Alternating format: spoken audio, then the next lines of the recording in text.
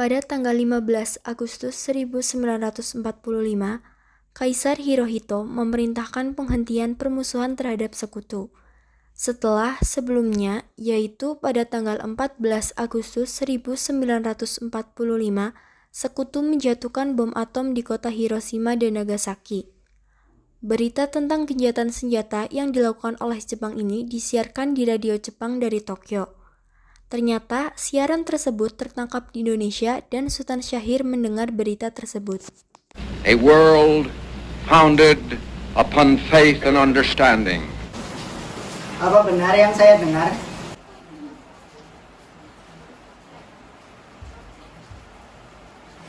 Apakah kalian semua sudah mendengar berita tentang kekalahan Jepang? Belum, Bung. Apakah itu benar? Apa yang terjadi dengan Jepang, Bung?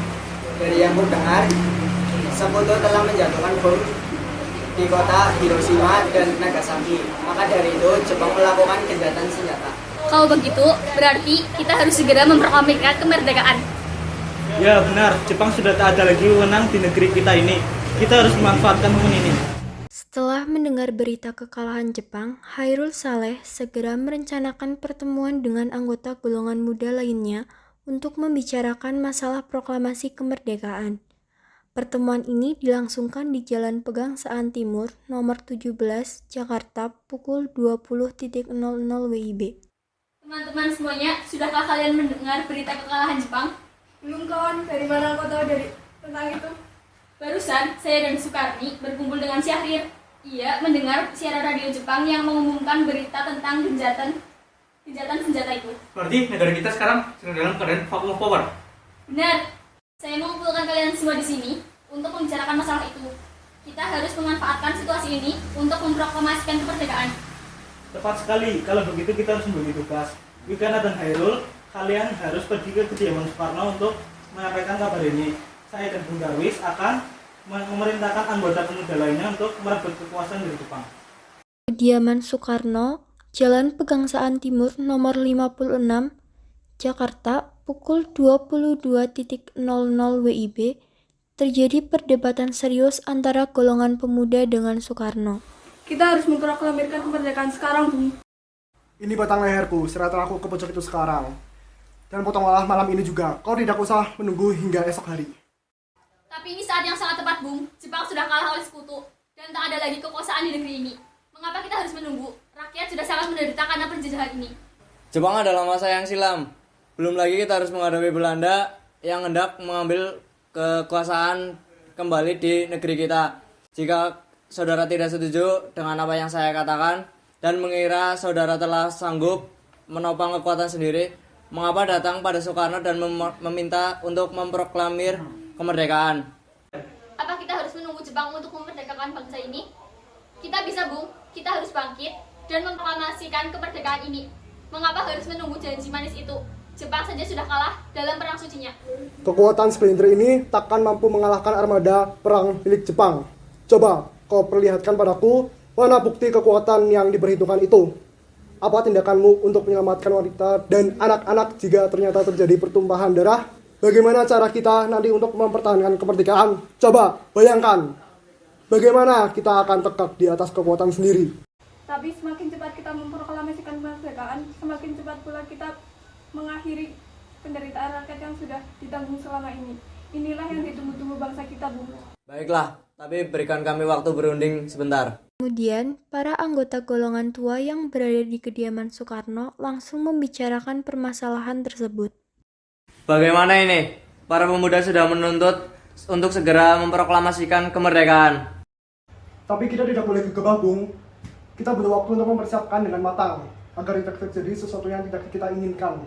Saya setuju. Menurut saya yang terpenting sekarang adalah menghadapi sekutu yang hendak berniat kembali berkuasa di negeri ini. Selain itu, masalah kemerdekaan sebaiknya dibicarakan lagi dalam sidang PPKI 18 Agustus mendatang. Lalu, bagaimana dengan pendapat golongan muda? Apakah kita abaikan saja? Ya, lagi pula mereka masih muda, pemikiran mereka terlalu pendek. Kita harus melihat ke depan, mempersiapkannya dengan matang. Kalau tidak, bagaimana nanti jika semuanya berantakan? Baiklah, Bung, berarti kita semua sudah sepakat. Berat hati mendengar keputusan tersebut, para pemuda pun meninggalkan kediaman Soekarno. Tetapi mereka tidak putus asa. Mereka pun menyusun strategi bagaimana membujuk Soekarno dan Muhammad Hatta untuk memproklamasikan kemerdekaan sesegera mungkin. Akhirnya, mereka memutuskan untuk mengasingkan kedua tokoh itu ke Rengas Dengklok, agar terhindar dari desakan pemuda dan pengaruh Jepang di Jakarta. Tanggal 16 Agustus 1945 pukul 04.00 WIB, kediaman Soekarno. Assalamualaikum. Waalaikumsalam. Ada apa Nak Darwis, Nak Saleh datang sepagi ini? Kami di sini ingin menjemput Bung Hatta dan Bung Karno, Bu. Sebentar ya, saya panggilkan dulu Nak. Ada keperluan apa saudara datang kemari? Kami di sini ingin menjemput Bung Hatta dan Bung Karno ke tempat pengasingan. Tempat pengasihan, apa maksud Anda? Ya, kami akan membawa Anda untuk diasingkan agar tidak bentrok dengan masyarakat di Jepang. Baiklah, bagaimana dengan nasib keluarga kecil saya? Lebih baik Anda membawa Ibu Fatmawati dan anaknya, Bung, agar lebih aman. Baiklah. Hilangnya Soekarno dan Muhammad Hatta secara misterius pagi itu menimbulkan kepanikan di kalangan para pemimpin di Jakarta. Peristiwa ini baru diketahui oleh Mr. Ahmad Subarjo pukul 8 pagi. Apakah saudara tahu keberadaan Soekarno dan Bung Hatta? Maaf, saya tidak tahu Bung. Katakan kepadaku di mana mereka sekarang, dan aku akan menjamin keselamatan mereka ketika kembali ke Jakarta. Dan aku akan menjamin kemerdekaan untuk kalian esok harinya. Akankah Anda bersumpah untuk hari itu? Kau bisa percaya padaku, Nak? Baiklah, kami akan menunjukkan tepatnya di Rengas Dengklok. Hei, Nak. Iya, Pak. Tolong antarkan kami ke Rengas Dengklok. Baiklah, akan saya antarkan. Nah, coba sekarang jelaskan mengapa Anda membawa kami ke sini. Maafkan kelancangan kami, Bung. Ini semua demi keselamatan Anda. Kami di sini ingin membahas kembali masalah kemerdekaan, Bung. Bukankah sudah kami katakan bahwa masalah kemerdekaan masih akan dibahas dalam sidang PPKI? Memang benar adanya, tetapi kami semua berpendapat. Mengapa menunggu untuk dimerdekakan oleh Jepang? Mengapa menunggu hasil sidang PPKI kalau kita bisa bergerak dengan kekuatan sendiri? PPKI itu bentukan Jepang, Bung. Kami ingin memproklamasikan kemerdekaan tanpa campur tangan dari Jepang.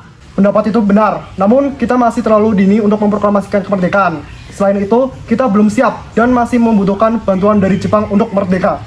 Bagaimana bila perkataan Jepang hanya janji manis belaka, Bung? Apa yang akan Anda lakukan? Apakah akan selamanya menunggu janji itu, Bung? Kita harus memproklamasikan kemerdekaan sekarang juga demi rakyat yang sudah bertahun-tahun terbelenggu oleh penjajahan di tanah air mereka sendiri. Mereka berhak bebas dan sekaranglah saatnya. Tenang saudara sekalian, mari bicarakan semuanya dengan kepala dingin. Tidak perlu ada ketegangan. Baik, saya mengerti perhitungan Anda berdua mengenai masalah proklamasi ini. Kita memang belum mempertimbangkan semuanya dengan matang. Tapi saya percaya kita dapat bangkit dan memanfaatkan situasi ini. Kesempatan tidak dapat datang dua kali, Bung. Apa yang mereka katakan benar adanya dan saya mendukung mereka. Tetapi apakah bisa? Mungkinkah ini semua dilakukan? Baiklah, saya setuju kita akan memproklamasikan kemerdekaan tanpa ada campur tangan Jepang. Selesailah perundingan di Rengas Dengklok. Semua anggota golongan tua maupun muda kembali ke Jakarta untuk membahas selanjut rencana proklamasi kemerdekaan tanggal 17 Agustus 1945.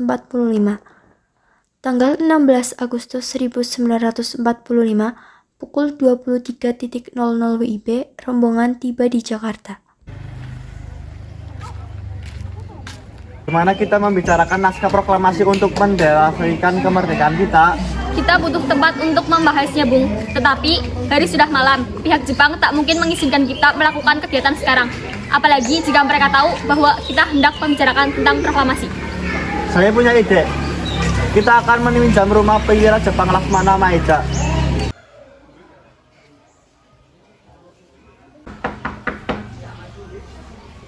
Selamat malam, ada apa Bung?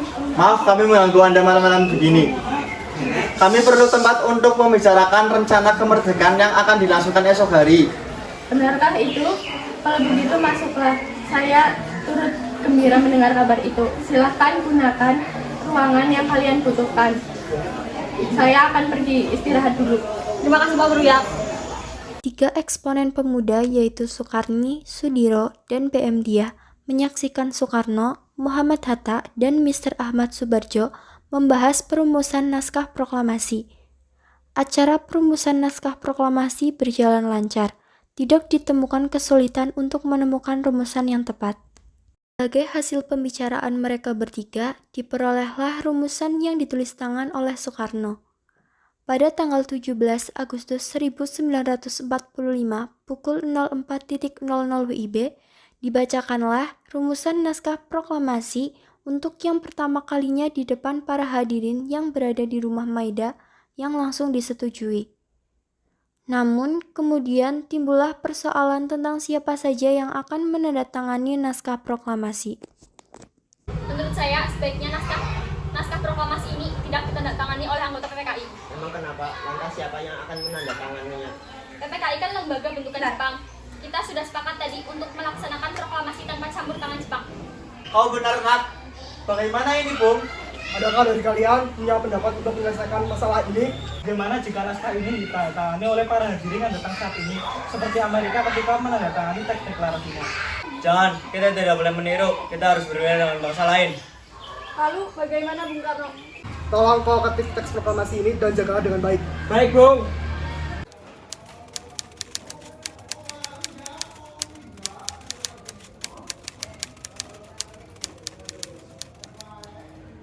Alhamdulillah akhirnya semua berjalan dengan lancar. Terima kasih Ibu telah mendukung Bapak hingga saat ini walaupun menguras pikiran ini. Iya, sama-sama Pak. Terima kasih Gusti Allah telah memberikan jalan pada bangsa kita untuk memproklamasikan kemerdekaan. Oh iya Pak, apakah Bapak sudah merencanakan untuk persiapan proklamasi besok? Sudah, kita akan melaksanakan upacara bendera yang nanti akan diiringi oleh lagu Indonesia Raya buatan karya W.R. Supratman. Bukankah kita tidak punya bendera? Lantas bagaimana? Ya ampun, Bapak sampai lupa. Bagaimana jika ibunya membuatnya saja? Ibu tidak punya kain Pak. Kain yang tersedia hanya kain merah dan putih. Apakah tidak apa-apa? Tentu saja, buatlah bendera yang sederhana. Yang penting kita sudah berusaha untuk menyediakannya. Baiklah Pak, Ibu punya ide. Kita namakan benderanya Sang Saka Merah Putih. Bagaimana? Ide yang bagus. Ya, bendera Sang Saka Merah Putih. Dan warnanya merah putih. Menjadi Sang Saka Merah Putih. Brilian. Ya sudah, Bapak bersiap saja sana. Menyusun pidato yang akan Bapak bersama nanti.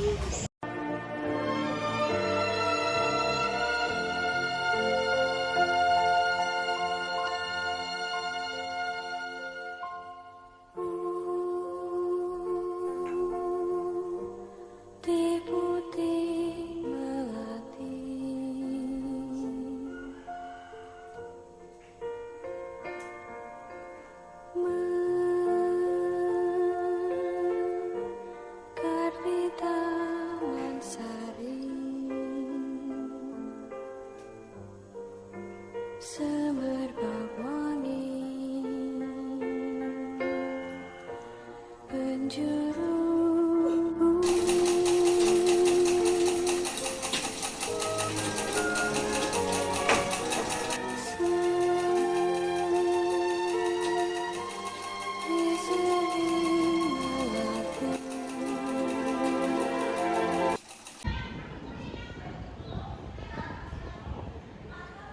Trimurti, tolong Anda kibarkan bendera merah putih ini sebagai awal tanda kemerdekaan bangsa Indonesia.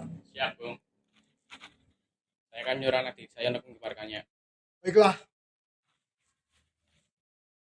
Hei kalian, kalian diberi kehormatan untuk mengibarkan bendera merah putih ini secara langsung. Siap, Komandan. Kami tak akan mengecewakan Anda. Tokoh-tokoh pejuang Indonesia telah hadir di lokasi. Di antaranya yaitu Mr. A.A. Maramis, Hos Cokro Aminoto, Oto Iskandar Dinata, Ki Hajar Dewantara, M. Tabrani, dan lain-lain. Suasana menjadi sangat hening. Soekarno dan Hatta dipersilahkan maju beberapa langkah dari tempatnya semula. Soekarno mendekati mikrofon. Dengan suara yang lantang dan mantap, Soekarno pun membacakan pidato pendahuluan sebelum beliau membacakan teks proklamasi. Proklamasi. Kami, bangsa Indonesia, dengan ini menyatakan kemerdekaan bangsa Indonesia. Hal-hal yang mengenai pemindahan kekuasaan dan lain-lain diselenggarakan dengan cara seksama dan dalam tempo yang sesingkat-singkatnya. Jakarta, hari 17 bulan 8 tahun 1945 atas nama bangsa Indonesia, Soekarno-Hatta.